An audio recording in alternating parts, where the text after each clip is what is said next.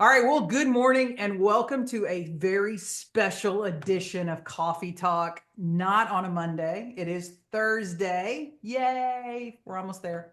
We almost made it, boys. We're almost to the end of the week. Okay, well, we've had a development that happened Monday, and I was reading it right as I started Coffee Talk that morning, and I was like, no, I can't get to it. It's too short of I'm going to need to spend more time with this.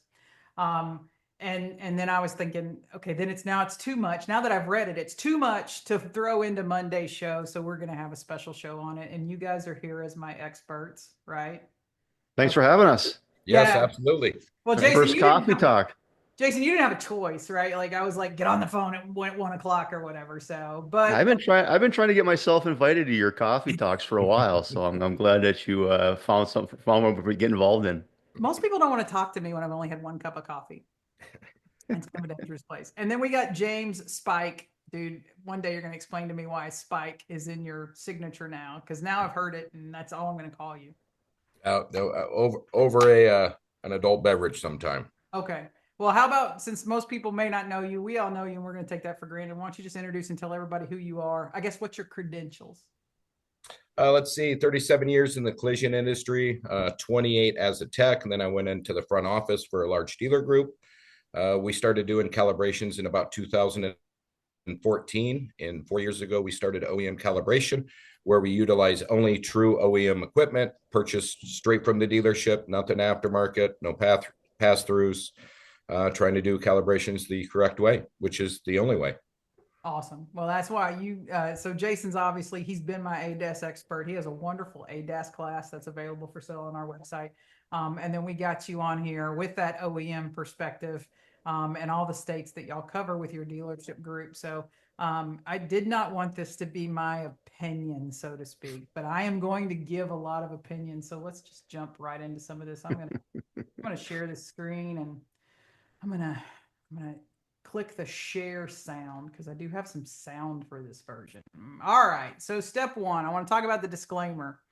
I have had since July. Was it July when it first happened, guys? I don't know. So since July, I have been very upset and very vocal about how upset I am with asTech. So I am not an unbiased third party in this.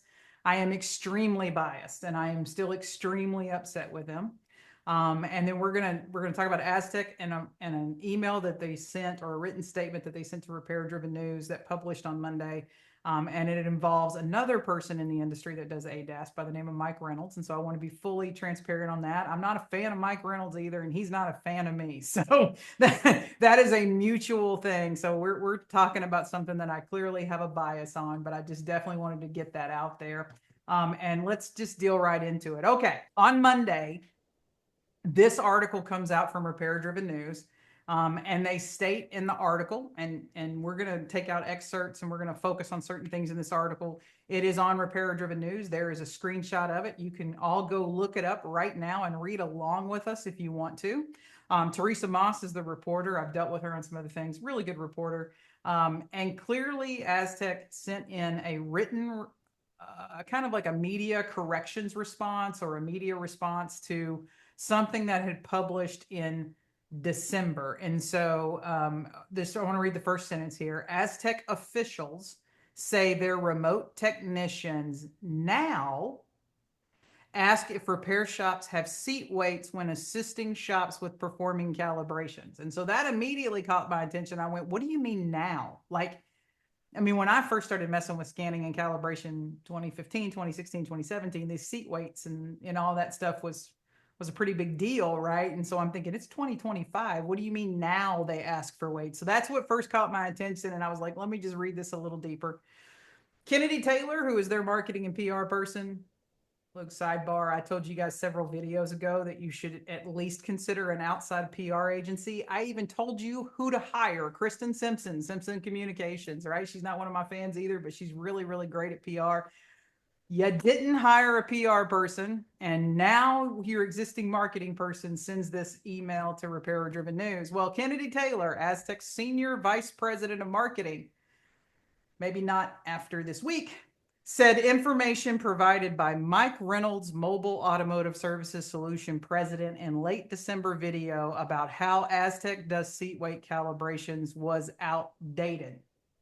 And that Mike Reynolds in this video said that he witnessed an asTech technician doing an assist to a shop and they did not do it properly. So now I'm like, I remember that video because it kind of commented on it when it happened in December. So I want to dig through. Now, let me bring you guys up to space on the timeline so that you can all, because the way that this article was written on Monday kind of is convoluted on the timeline. So I want to lay this timeline out for everybody. First of all, November 2nd of 2024, a radio show called the CNC Auto Show, who also happens to have a YouTube channel. So it's kind of like, I don't know what the right way to say it is, guys. It's simultaneous, right? You can watch it live on YouTube or listen to it on the radio or whatever. Okay. So they had a show, and on that show, they had some guests. One of those guests was Mike Reynolds. The other guest was a body shop down in South Carolina. And then Chris Chesney, who is the Repairify / asTech's Vice President of Training and Organizational Development. So this is the guy that should know the company's policies of what the asTech employees, whether remote or even in person, are doing, right? So in this show, it was about an hour and a half. You had these people having sort of like a discussion on what had happened and what had happened at CIC in like early April was the first announcement. We had a follow-up in July, and it just kind of kept getting snowballing worse or whatever. And so Chris is, I guess, here to be the official spokesperson for asTech to take questions, comments, concerns, talk through the process and about their agreement with Geico. All right, we all up to date so far? November 2nd, 2024. All right, so on this show, you have Chris Chesney, and he's the guy over there on the far left, circled in red.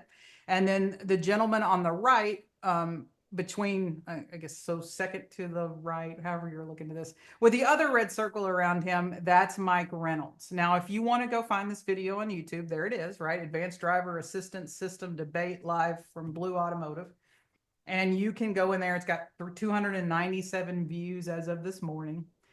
You can go in there and listen to it. And if you want to see the section of which is in question, it's at timestamp 37 minutes and 51 seconds. So you can scroll ahead on the timeline to that timestamp and you can start the video. And in this moment, Mike tells Chris Chesney his experience of what he saw the day before this radio show while he was in a body shop as an asTech technician works on a 2019 Honda Pilot.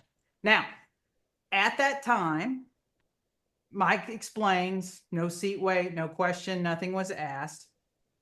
And when he does this, Chris Chesney is asked to give a response, and he responds. Now, I don't want to be accused of misquoting.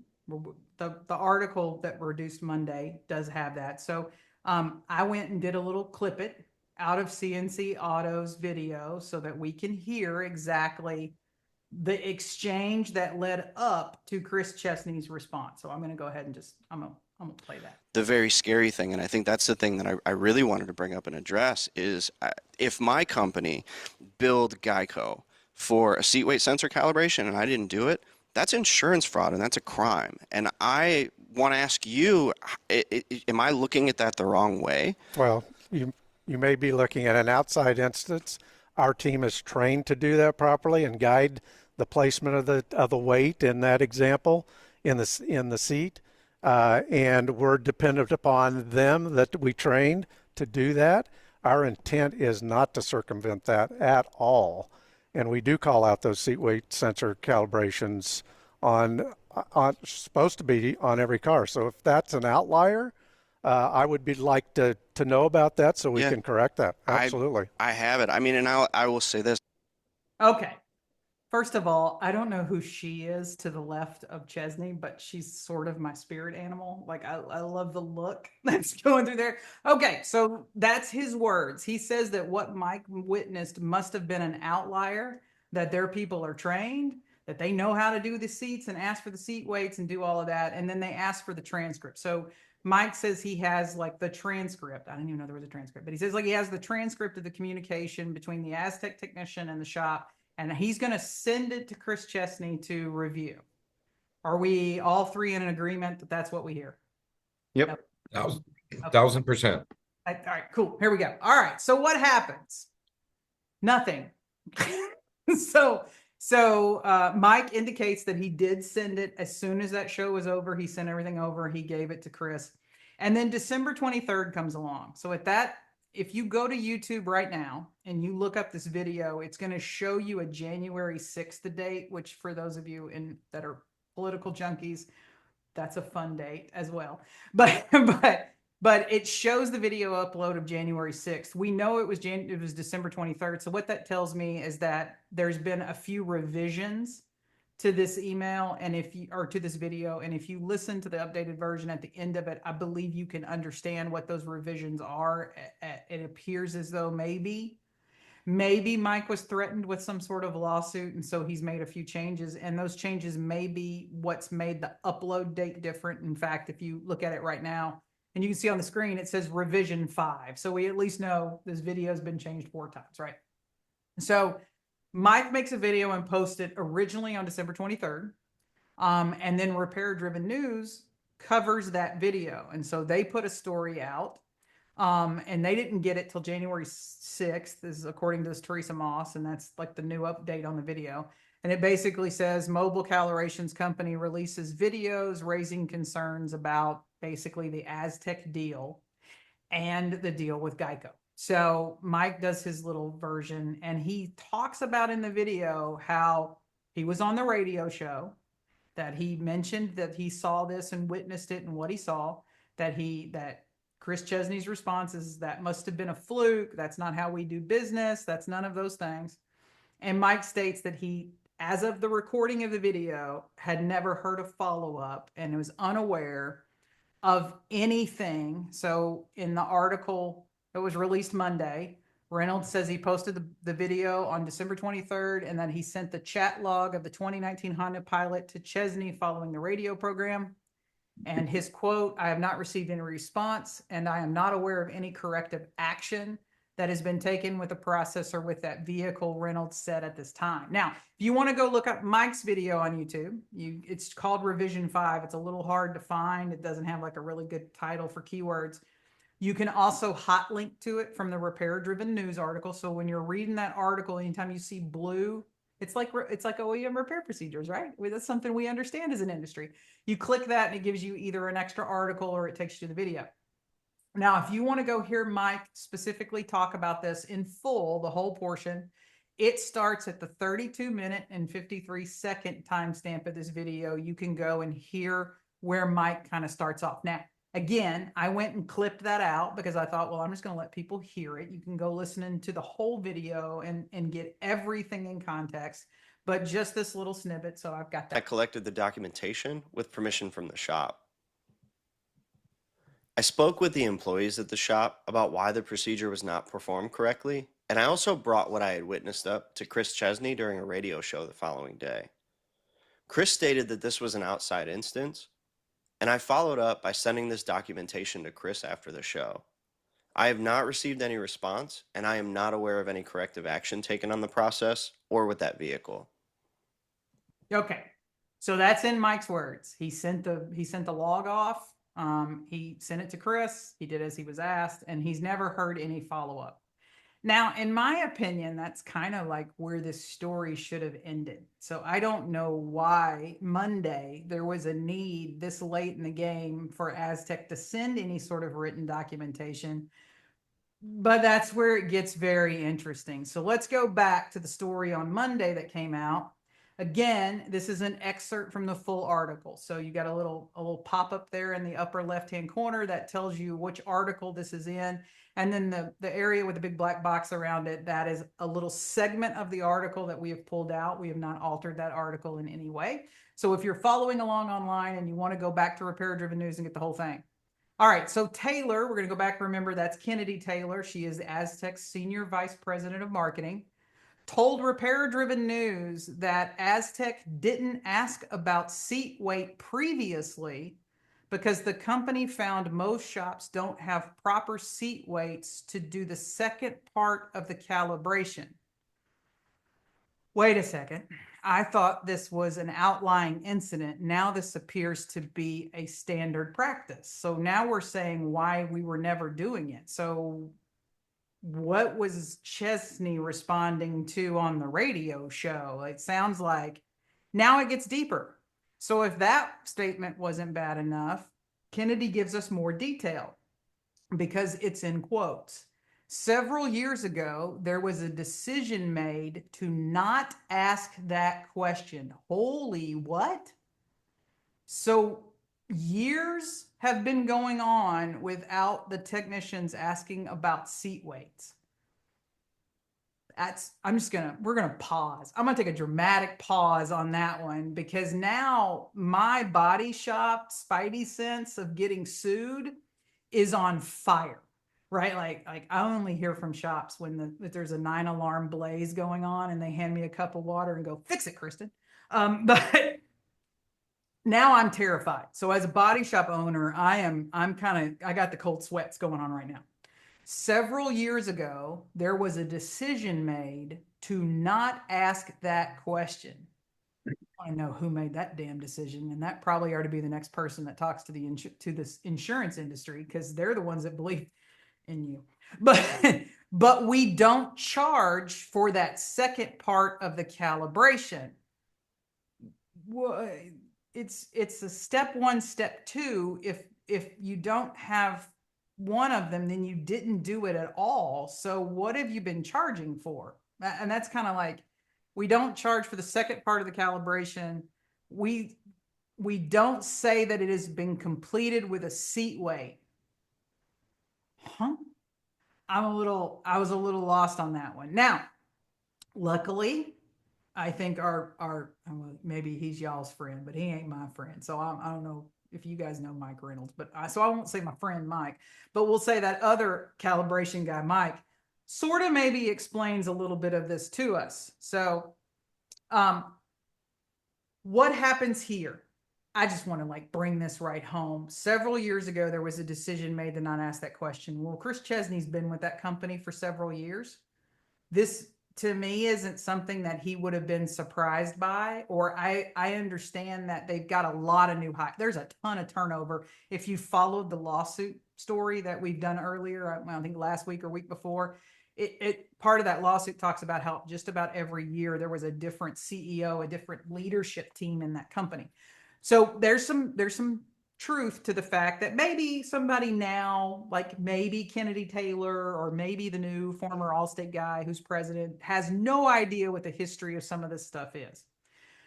But Chesney's he's not one of them, right? Like he's been around for a long time. So for a written statement from the company, so this isn't like it's alleged or it's word of mouth or whatever. This was sent to Repair Driven News, and in writing, a representative of the executive level of this company states several years ago there was a decision made to not ask that question. Damn. For the sake of, good journalism. Our team is trained to do that properly and guide the placement of the weight in that example in the seat. And we're dependent upon them that we trained to do that. Our intent is not to circumvent that at all. And we do call out those seat weight sensor calibrations on supposed to be on every car. So if that's an outlier, I would like to know about that so we can correct that. Absolutely. Yeah, I'm not buying that. Right? I don't know if you guys are buying that. I'm not buying that now. Now I got questions. I didn't have a whole lot of questions maybe before, but now I got questions because for several years there was a decision. The thing about it is that I know that this person came from outside of our industry and within this year has become the marketing person for this company. They're not making that statement up. She had to go get that statement from someone within the company. I don't believe I'm not a Kennedy Taylor fan either, but I don't believe she went out and just made this stuff up and went off, kind of half cocked on the left field and made the statement. someone within the company gave her this information to say out loud, in a way, put it in print. So then he's on this radio show in November, and it appears as though his statement is in complete contrast to company policy. Now, if that wasn't enough, if the several years ago statement wasn't enough, it gets a little worse. We go down, right? Taylor said asTech changed its policy on November 5th. I'm sorry, what? So the radio show, anybody remember for honors points what date the radio show was? I don't remember. You don't remember? I know it was. I know it was after The that. 6th. No, so the radio show was early in the month of November. Oh. We'll go back. Look, this is the power of the internet. What does that say? November 2nd. So November 2nd was the radio show, and Chesney makes the statements he makes. I collected. Our team is Let me get back to where we at. Where were we? Right here. Okay. So 3 days after the radio show on November, that's a very specific date. Again, I don't think she's making any of this up. Was there a review of company records? Was there some sort of documentation? That's a specific date. So so Taylor said that asTech changed its policy on November 5th after the radio program and before Reynolds' YouTube video, which originally aired on December 23rd. Remote technicians now ask shops if they have seat weights if one is required, she said. Okay. 3 days after you got called, like in my mind, my opinion, it appears as though on November 2nd, you got called. And it sounds like Mike followed through with what he said he did. He sent the transcripts over of this interaction with this technician. And in less than 5 business days, you now state you changed your policy. Not, hey, we discovered that we had a training problem and we sent out an email just to remind technicians of how to do it properly. We changed our policy, which then supports to me the first statement where you said several years ago we decided. So several years ago, I believe it sounds like you made a policy to not ask for these seat weights. And then on November 5th of 2024, oopsie, we're going to change our policy. And now we're going to start asking for those. So next paragraph, we started the question on November 5th, 2024, regardless of what our understanding of the industry is. Now we're going to get to what that is, because I'm going to say that's one that really pissed me off. That's where I'm like, Me too. I'm mildly angry until I get here. And now I'm like, what do you mean regardless of what your understanding of the industry is? Like there should be a standard. The standard is the standard. The OE is the standard. That's the standard. We don't change things based on this ain't T-ball. We're not going to let you get up there and swing until you hit one. It just is what it is. So to me, that is basically them saying, well, we're now going to ask even, regardless of what we know. I almost feel like you were trying to tell me that y'all thought you were smarter than everybody else out there, and that you were making decisions that affected consumers, number one, and body shop liability, number two, without explaining it to them or giving them the option to opt in or opt out. Because for most of these shops, the way this works, and I had an online debate because I got a question probably about a month ago of a shop that asked me, it was a Larry question, right? Kristen, can we charge for the time that we have to wait for the remote company to answer the phone, to answer our call? And I'm like, well, how long are you waiting? And they're like, well, between 40 minutes to an hour every time we're trying to use one of the services. I was like, huh. So I posted a question online that just said, I'm going to go, vendor by vendor. And I started with asTech. How long are you waiting for the average technician response time? And I had one shop chime in. And he was like, I don't think this is a problem. And he has 3 people, and those 3 people at any given moment, because I was like, well, what happens if you have to go to the bathroom or, whatever, and they call in. So let's just say that most shops probably don't have a diagnostic trained technician being the one that is answering the call from not just asTech's reps, but whoever else they might be using. So if asTech isn't asking them, do you have the seat weights? Do they even know that it's not being done properly, or has thousands and thousands of scans taken place in which technicians and shop owners thought everything was done? Because you don't know what you don't know. And if no one was telling you to do something and that was a question that was never asked, then you didn't know to question it back, or you didn't know if what you were doing is wrong. So that sentence really kind of got me mad. Regardless of our understanding, when a customer is doing a Honda seat weight, then that one got me mad. I was like, wait, aren't there other OEs that have the weights besides Honda? We will say after they finished the first part of it, did you or do you have the Honda seat weight? If the answer is no, then the calibration at that point is completed. Is it? Like, I don't know. We're going to talk about that later. Like, is it completed? I don't know. And then we are what we are able to control is completed.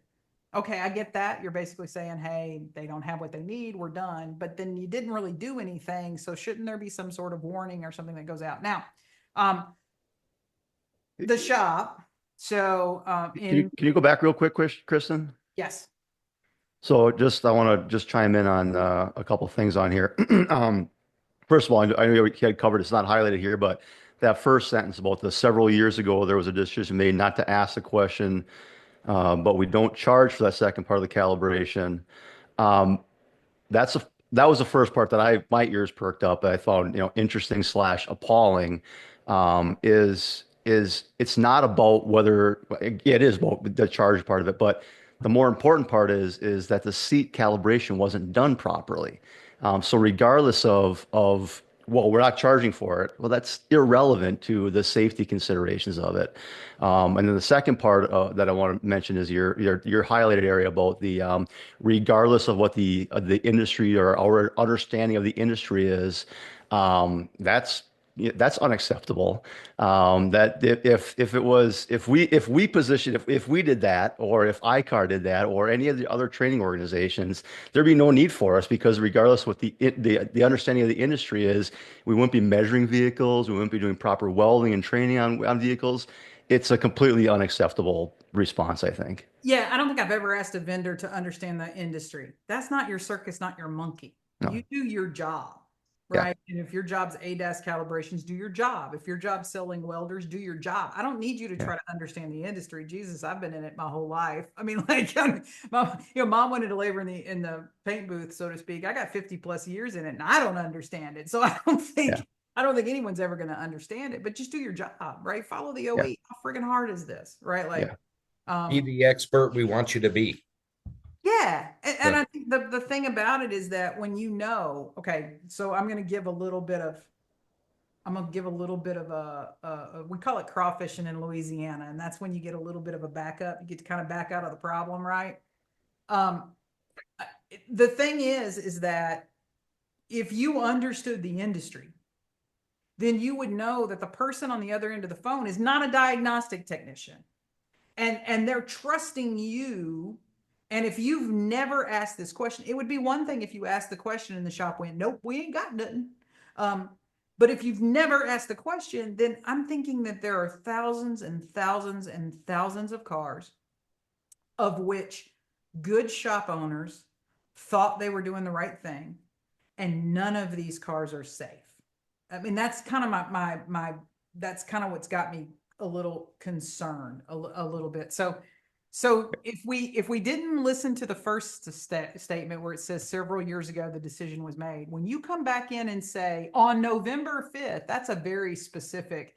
I always like to tell shops that's a deposition question, right? And that deposition question is going to come with a history of email, because if you made a formal policy change, I'm going to get to see all of those emails by the time we're done there or whatever. So this is our very specific dates with very specific call outs. Again, this marketing person is not from this industry.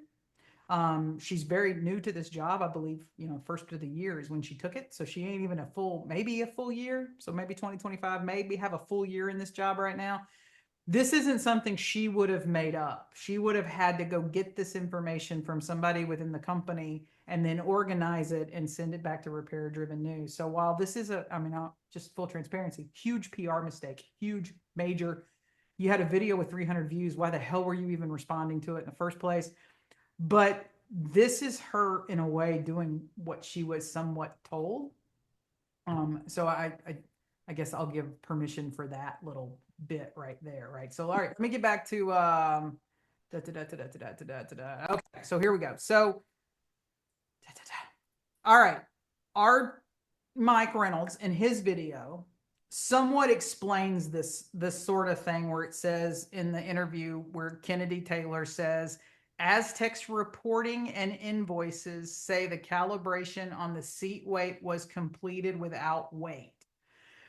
All right, we had an issue earlier in the year with an AirPro thing where one of the shops discovered that they weren't getting OE scans like they thought they were, and it was on the invoice. But how many shops really look at the invoice? Most shops look at the dollar amount. They don't read the whole thing. And so basically this tells me that you are saying the shops should have known that these were incomplete. I'm worried about, did Geico know these were incomplete, right? So if we marketed this as included, so it, whatever, I think the assumption is that all this stuff was done, and now we're finding out it wasn't. But in Mike Reynolds' video from December 23rd / update January 6th, he shows the invoice on the 2019 Honda in question. And so you can see that on the screen. That is the 2019 Honda Pilot that was in question in the original video. And he shows the invoice, and down there it says performed passenger seat weight sensor system quick check. It ain't a quick check, it's a calibration, but okay. And it says empty. So I'm assuming that empty is what Kennedy Taylor is referencing as it says that it was completed without the weight. So empty means we didn't use the weight. So for all of you shops out there, if you have a bunch of asTech invoices on cars that have occupant seat weight sensors that are required as part of the calibration, you might want to go back and look at your invoices, because if you see the empty there, my professional advice to you is going to be call a lawyer and have some conversations, right? Like you may want to call some customers and have them come back. I don't know, but that is what that invoice looks like. So it says seat weight sensor check empty. Now, Mike sort of explains it. And again, I don't want to put words in anybody's mouth, particularly when they're people that I don't necessarily like and they don't like me. So I have clipped a little bit of that same video. So if you go back and you watch Mike Reynolds' video, revision 5, and you started at that timestamp, this is in there so you guys can hear his explanation of what he saw and witnessed when he watched this pilot. I recently had an opportunity to see the asTech post-scan process in person. In this instance, it appeared to me that they disregarded the manufacturer's published procedure and created their own procedure called Passenger Seat Weight Sensor System Quick Check, and in parentheses, it says empty. As I witnessed during the process, and as you can see in these images, the asTech technician never asked the on-site employee to put weights on the seat, and there is no way that the procedure could have been completed properly the way it's written in the Honda service procedure. All right. So now we see what he was talking about when he said he had the log. This appears like it's like a chat box feature, possibly on their app, and you can see what the technician's asking the in-shop person to do, not do, etc. This would be what would have been shared with asTech after the November 2nd radio show took place. And so it says empty. So that I always tell people, if you happen, personally, I don't know why anybody's still doing business with asTech. I don't know why Geico's there. From an insurance perspective, I would be in home office right now crying on the floor of our in-house counsel, wondering what the hell have I done, right? Like that would just be me, because if anybody's going to get sued, why would I sue a company when I can sue Geico, right? Like, but anyway, for whatever reason, if you're still there or you were there or whatever, you may want to go pull some invoices and take a look at them. If you're a DRP MSO and you're using them, based on what's going on in Florida right now, I'd say you better definitely go take a look at these and see what your possible, I always say you just know what your exposure limit is or your exposure potential is, and then go have a talk with your attorney. So if you thought that this was being done, then you now kind of know, oopsie, it wasn't even being asked, right? Until November 5th of this year. Now, that should be it, right? Is that bad enough, guys? Do you think that's bad enough? But wait, That's more than enough. But wait, there's more. there's more, right? I feel like ShamWow, because now we double down. We make it even worse, right? We say, because we want to, I don't know why this was even brought up. If it's like we want to verify what our understanding of the industry is, we want to have a. So Kennedy Taylor goes on to say, between November 5th, which was when we had the policy change, right, and January 8th, asTech remote technicians completed more than 9,000 Honda Acura post scans. That's a lot of cars. Like just the gravity of that. I mean, I've had conversations for the last 5 years, and Jason, I know you have too, with whether it's AirPro, asTech, Opus, at the gravity of the amount of scans they're doing, but just to see this in print. So we just went from November 5th to January 8th of just one OE, Honda Acura, not all the others, but just one OE, and that was 9,000 Honda Acura post scans. She said 211 of the scans were reviewed and found that only 4% of shops had the necessary weights available to complete the scan. Huh? Like, I would like more. So you completed 9,000 scans, but you only pulled and looked at 211 of them, and that's your sampling to determine that only 4% of shops have the required weights or whatever. Now, go down, it says per Geico's original price sheet with the ARX shops, it appears that this is included. So steering angle sensor, seat belt, all that is included if it is an OEM scan. So I guess it's not included when it's one of their OEM compatible scans. I don't know, and I don't want to get into that pricing or whatever, but I would say that we probably ought to look at that. But now I do want to focus on this 4% thing, because this is where, you know, when I said earlier, I would have been on the floor of in-house counsel crying and basically, you know, like, what are we going to do? Like, so sorry. Like, I'm not sure. I mean, just personally from an insurance perspective, whoever in Geico signed off on this program is probably going to have a really bad performance review very soon. Like, I would not want to be in that meeting. I've done some stupid stuff in my claims days, and I've taken some severe butt chewings over those in my time. But this one is probably something that in-house counsel and out-house counsel now is probably going, what did you do? Right. Okay. So only 4% of shops had the necessary weights. Now, I have to believe that a lot of what they're doing in this time frame is probably Geico ARX shops. If we listen to what's gone on, and it could be false, but if we think about the feedback we've all been hearing from the shop world, people that are not Geico shops have somewhat terminated their use of this equipment. So I would think a large volume of scanning between November 5th and January 8th is probably a whole lot of Geico claims, probably a whole lot of ARX claims. If I had to like just take that sampling down. So we're on a very specific niche possible liability exposure here or whatever. But what would that look like? So if I wanted to do the Honda, we're going to call it Honda math, right?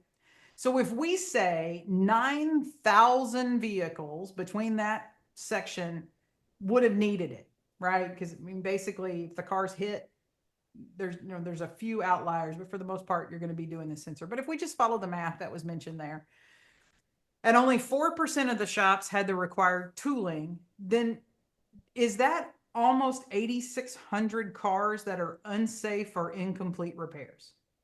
Like, that's the number I want to focus on. I don't want to focus on the 211 or whatever that had it or did it or whatever. I'm worried about the 8,640. This is just math. May be real, may not be real. The whole 211 thing doesn't make too much sense. But potentially, if only 4% of the shops have it, then that means only 4% of the scans, in theory, could be, maybe one shop who had them did an over amount of volume. Maybe it was a Honda store or whatever. I don't know. But if we just think about the math, 8,600 potential unsafe and incomplete repairs. Do the customers know that it wasn't right? So if we asked the shop if they didn't have the seat weights and the shop goes, nah, we ain't got them, then clearly it sounds like you just went along and finished whatever it was. I'm not hearing about a bunch of cars not delivering. So I'm assuming these would have gone back to customers.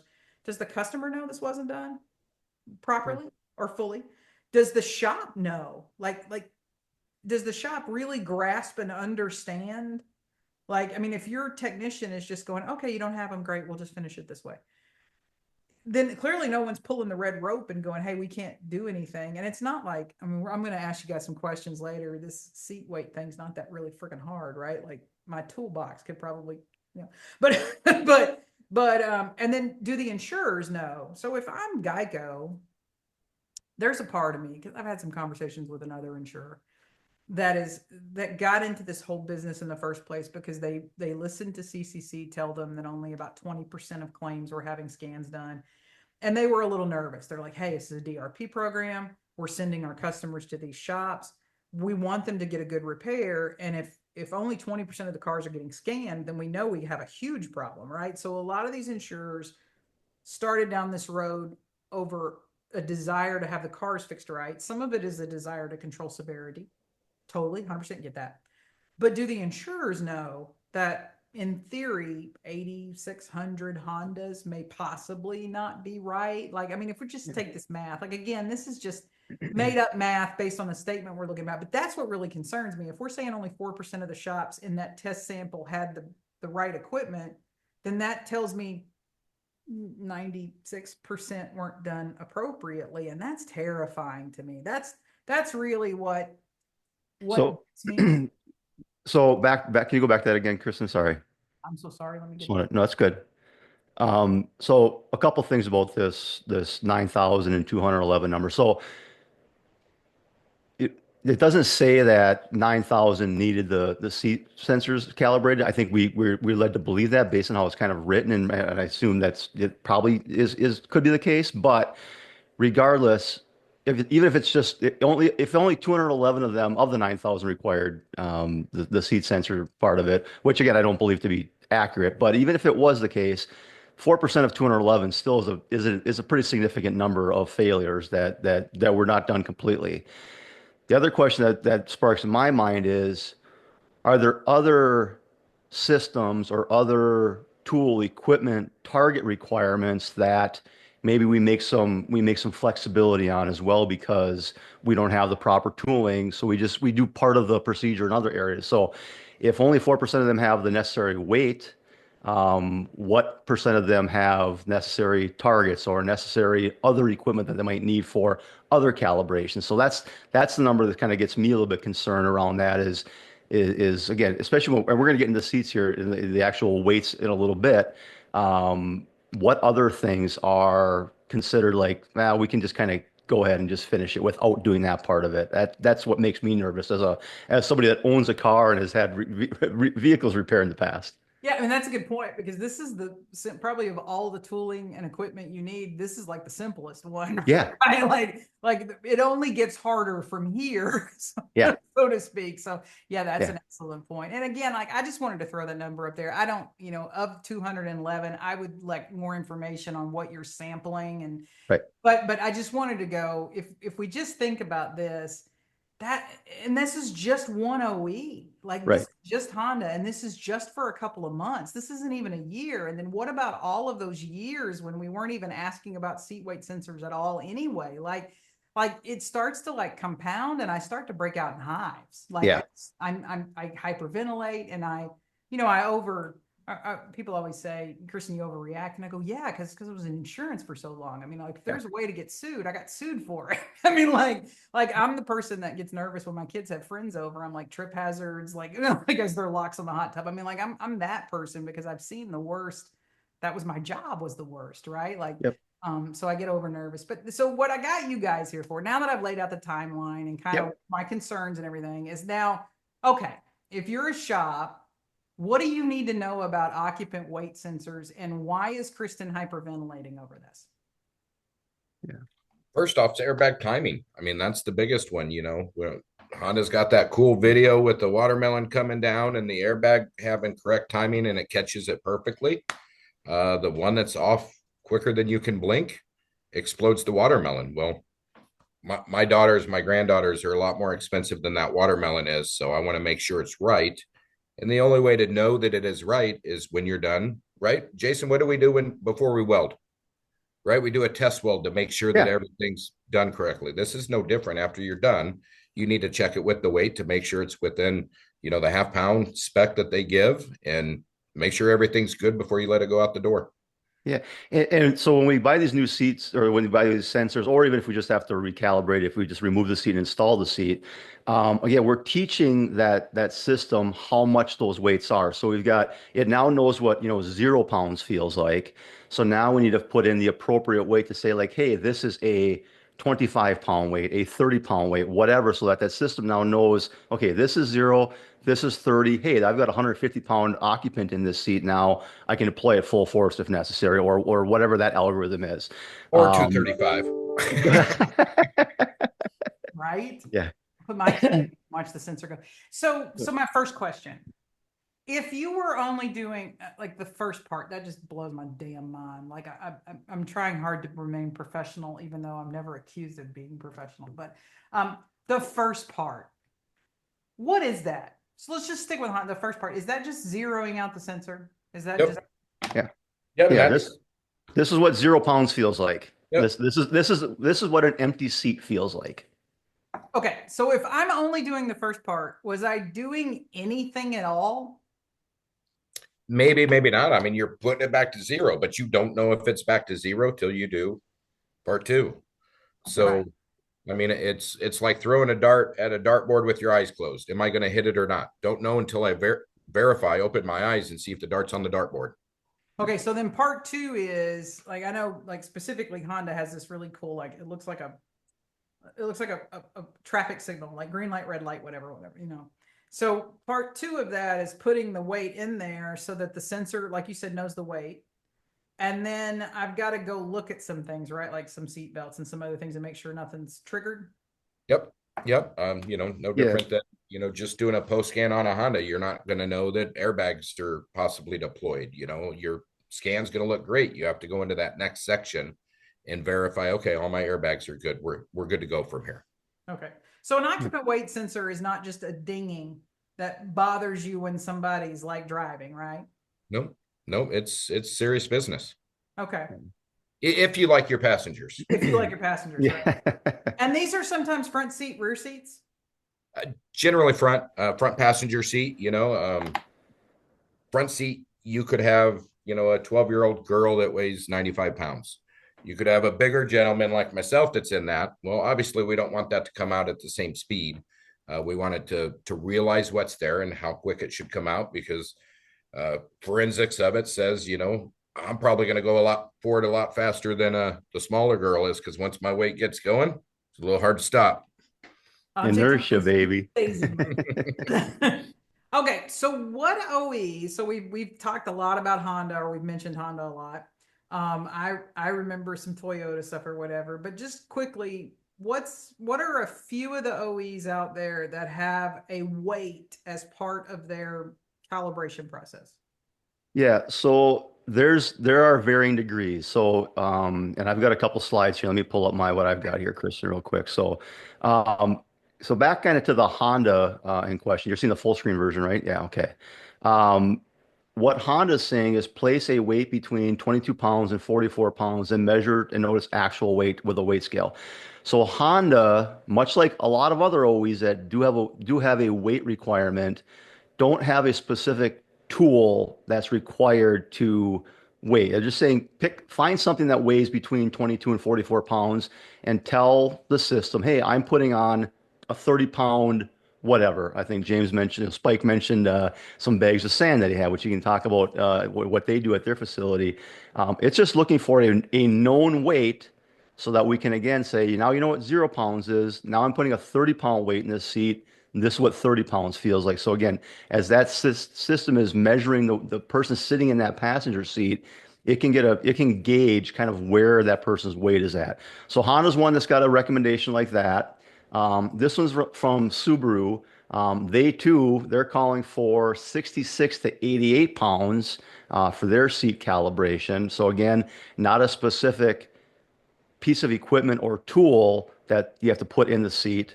And then, so some people may remember this. This is the old Stellantis. It wasn't Stellantis at the time, but Jeep, Chrysler, Dodge. They had this kind of three-part seat system where you first had to, I believe, measure it with 0 pounds in it, and then you put the first part in, and then you put the second part in, and you put the third part in there. So again, you're teaching that system how that systems work. Now, I haven't been able to find a lot of OEs that still have a specific device.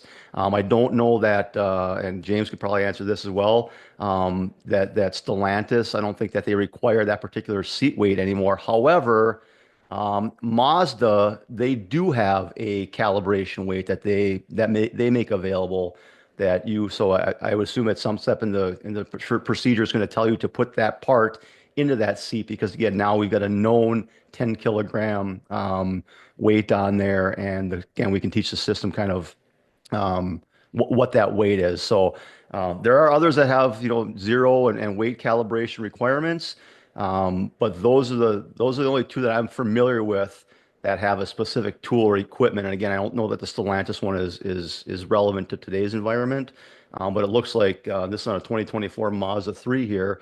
They're telling you that you need that seat sensor calibration weight set to go through this. So even that, back to that, we found that only 4% had the necessary weight. 100% of the shops have the weight. Somewhere in that shop, 100% of the shops have something between 22 and 44 pounds, or 66 and 88, whatever the Subaru one was. And any other OE that just says, hey, we're looking for a specific weight range, and then tell it what you're putting on there. Again, 100% of shops, not 4% of shops, should have something that's going to work for that. Well, the crazy thing is, as long as this has been going on, nobody ever said, hey, why don't you guys go out and get this weight? We can get you taken care of. Run down to, you know, wherever you got to run, which Yeah. also on the other side scares me, because that says nobody's in the background validating what's getting done at shops, whether it's the owners, whether it's the company. I mean, I know we constantly, when we're closing tickets, we're looking at the photos. We're making sure setup was good, making sure we're in the right area when we're doing the calibrations. Just making sure that, okay, we believe in what we just charged for here. Right. That's the whole thing, is like that one tech that's been saving every freaking extra bolt he's had since he started his career. That's 20 pounds right there, right? Like that's, you know, like, Yeah. like it's not like you had to have, I mean, like you're right, that the butt shaped weight from Chrysler was always really unique, but for the most part, it's just like, how much does Juan weigh? Throw Juan in the front. Like there's no reason why this shouldn't have been done. It just shows, I don't know. Now it's kind of my personal opinion. It just shows a lack of care. Like this is a person. These are people that drive these cars, and they're going to school, and they're going to work, and they're taking kids to band camp, and they're doing all these. This isn't about your billing or how many insurance companies you get or how many scans you can do in an hour or whatever. I don't care about any of that crap. I just see a person in a seat that trusted Bob's Body Shop to do X, and Bob's Body Shop trusted a vendor to do Y, and now we find out all these years later that maybe that wasn't true. Like, like I get mad at shops for not following the OE. I do, and I hold them accountable. But there's a shop. I always tell shops you can't know everything, right? Like I'm okay with, like, you're not going to be an ADAS expert. Like I would love for you to just figure out how to weld properly, right? We're 30 years into that one, and we can't teach it. But if somebody comes along and says, we're your expert, which I believe is part of the sales pitch, oh, you're going to have our people coaching your people and doing whatever. And then we find out that this was just skipped. Yeah. And if these trained experts don't know that anything in that 22 to 44 pound range is appropriate, that they're saying, do you have the necessary weights? They don't even know that there isn't a specific tool or weight, that it's a range that they're looking for. Yeah. So that then I start, well, what else aren't they trained in again? So again, it gets worse and worse the more I dig into it Like and think starting to pull about it. that string. It's like how hard it is to go, hey man, run over to Walgreens at lunch, buy a scale, come back, stand on the scale. How much you weigh? 150. Great. Hold shit in your hands until it's 170. And then, Yeah. and then we're good to go. Like, yeah, you're right, Jason. When you start pulling the string, it really makes you. Now I have more hives and I'm hyperventilating even more. Sorry, my apologies. No, that's okay. Right. It's just one of those things. I just think about shops. I mean, I always tell people, when Jake Rodenroth, everybody was there in the early days, we were fans of asTech. It got a little wonky a couple of years ago, and Jake left, and all of us kind of like filtered off. Even Mike Anderson, all of us kind of filtered off. But in some ways, you feel somewhat responsible because there's, and I haven't deleted the videos. There's videos of me going, "Hey, this is a great tool." And Jake was here. Yeah. Jake's walking us through it, and doing all these things. And if shops signed up because we said something about it, then to find out that there was this policy in place that wasn't changed until November 5th of 2024, that this wasn't even asked about, that hurts my soul. And now, now I'm thinking about all the other things that could possibly happen in the future. I mean, we've talked about these alleged lawsuits in Florida of over ADAS, and each of them being 20 million or more or whatever. And so that rumor's all over the the industry, and they haven't filed yet. And if they settle out of court, they'll never file, and we'll never know whether they're real or not. We know we have the real suit in Georgia right now against Ford over their vehicle. So these are real things that happen, but most of the lawsuits that I've been involved with in my life start because the airbag didn't deploy right. Why didn't the airbag deploy? Why did this customer not be saved? Why weren't they? I think about what happened to our friend Aaron out of Indianapolis, and his lawsuit against his shops, and they were over safety checks. General Motors requirements and safety checks. An airbag was one of the first. Hey, the airbag didn't go off right or whatever. Yeah. So some customer's gonna sue and try to go after Honda. Now we're back to John Eagle, right? Airbag didn't go off right. Honda comes in and looks at it and goes, "Well, you didn't do the calibration. We're out of it. We're out of this whole thing." And then I get this discussion from people all the time going, "Well, the vendor, whatever vendor we hire, well, they've got liability insurance. And so if they didn't do the job right and we get sued, they're going to pay us." And I go, not so fast. Because if you go back and you read another article that's on Repairer Driven News, and this doesn't just apply to asTech, I believe every vendor, and including me, right? I have errors and omissions, and I have an umbrella policy, and I have all these things to be the business I am. But if the clause that was mentioned is, if you don't follow the OE, we're not liable. So here they're going to say, well, the shop didn't follow the OE. And I think that's what some of this language and some of this release is basically saying, well, this isn't our fault. It's the shop's fault. Shop didn't have the right equipment. So, I mean, we told them, we said it was empty. So we told them it wasn't right. And all of these potential, like if a shop tomorrow faces a suit, I think the other side of this fence is going to turn around and go, well, you didn't follow the OE. Yeah. Our insurance doesn't apply. This is your fault, not ours. And that bothers me, right? Especially if you want to say that you have an understanding of this industry, then you should understand that in some ways, to the detriment, shops are a little too trusting of vendors. Yeah. So crazy. Yep. Crazy. For sure. It's still amazing to me, the number of shops that we've had to fire a few, not a good fit for us. We've had some guys that maybe have rebuilt some cars, was our guess, and we go to calibrate them, and it's six degrees out. Well, let me just whack this thing around. No, that's not really how we do it. That's not how we roll. That was 70 body shop. Again, you have to trust in your partner, but verify. I don't care if you use us or who you use. Hold us to the fire. Double check all the photos. Make sure that the photos we're supplying you with for documentation, it's your documentation too. You should believe in it as much as we do, or call us out. Yeah, and Jason's gonna get really ticked off at me. So when we hang up, he's gonna call me and go, "What were you doing?" But I'm almost thinking that there needs to be I better write this down. Hang on. an ADAS validation company. So I remember it's Maria Peavy, right? Jeff Peavy's wife had a company that she helped body shops just keep track of iCar testing and certifications. Like, it was such an undaunting task that she had to start a company that helped shops organize that. I'm almost thinking that maybe we need her or somebody. We need a company that just helps shops validate third-party ADAS services. Like, because if I'm a shop owner, I'm like, you know what? I got enough on my plate. Like, I'm busy. Like, Yeah. please don't add another layer to it or whatever. But I'm starting to think that that's probably not the bad idea for a validation company that comes in and just back checks all your invoices and lets you know whether you have a problem or not. So Jason's gonna be like, well, Yeah. now we're not gonna do that. No, So- that's all. It's all good. And it's if you don't have, collision repair diagnostic technicians on staff, you still need collision repair diagnostic training so that you know which questions to ask. You know, you may not know everything about it, but you can ask the right questions to kind of get to the bottom of something. If you feel like something doesn't make sense, I used to get a lot of people. When I was at iCar for a long time, we used to have our stationary glass program, and I had so many people telling me like, "Well, we don't do our own glass; we sublet all of our glass, so I don't need this training."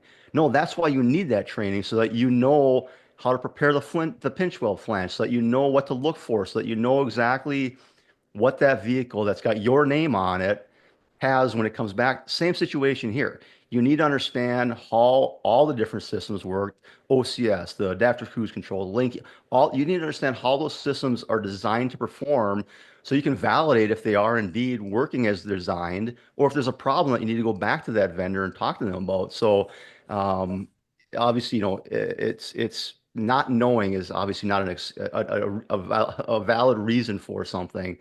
So you still need to educate yourself on all these, even if you have somebody that's doing it for you, you've Yeah. got to have some level of expertise.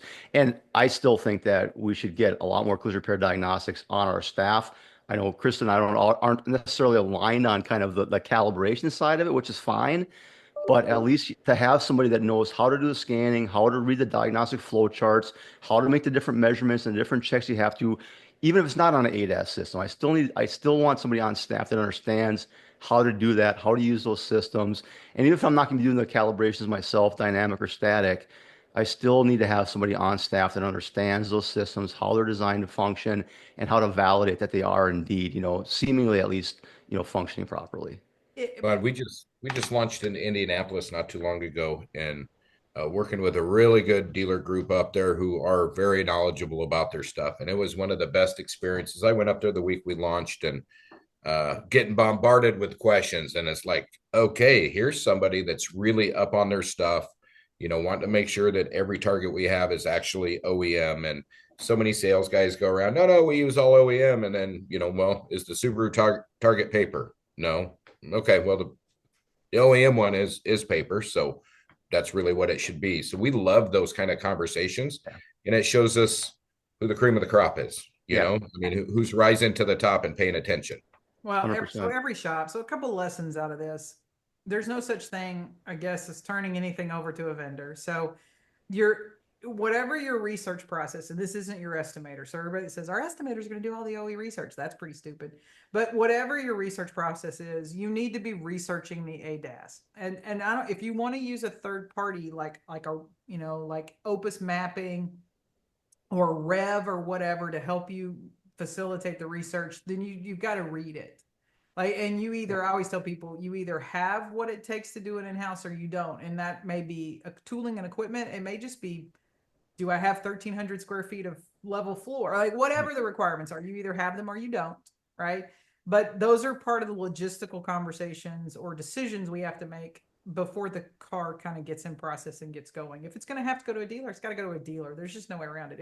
If it's got to go to a fixed calibration center, like it's got to leave your property, but not necessarily go to a dealership service department, but go to James, a fixed building or something like that, then that's what you've got to do. But you definitely need to make sure that you're on top of this and you're not just thinking, well, if there's a problem, these people will tell me, because clearly we just learned that they were not going to tell you.